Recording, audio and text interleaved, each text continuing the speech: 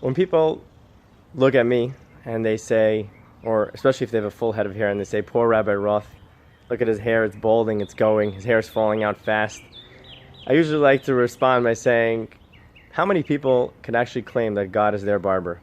See, when you go through 6-week period between haircuts, your hair is growing in. When I go 6-week period between haircuts, my hair is organically, naturally being cut by God. And then I just get a trim at the end of 6 weeks. Hair is about perspective. And I think now that we're approaching the 3-week period between Yud Zayin B'Tammuz, the 3 weeks at Tisha B'Av, it's about perspective. And granted, we know that part of the perspective is the mourning.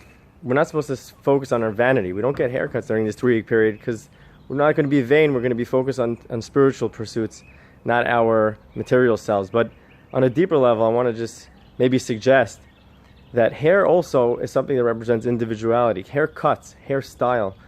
You could change the way a person looks between one day and another just by styling his hair or her hair. And when we refrain from haircuts, we're making a statement a little bit. We're saying, stop focusing on my individuality a bit. This is a 3-week period where we need to focus on the community. We need to focus on what got us to this point where the Beis HaMikdash, where the temple was destroyed, and how to rectify that, how to fix that. And part of that means don't fix your hair.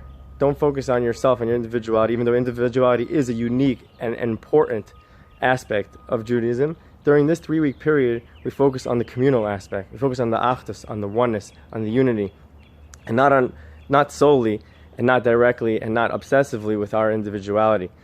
And so, over these 3 weeks, I hope that we take this message of when we're conscious of not getting haircuts, what our perspective should be, our perspective over the next 3 weeks. Should be thinking about others, thinking about how do we create unity. We all look the same. We don't have that individuality. Our hair is all disheveled, and none of us look good.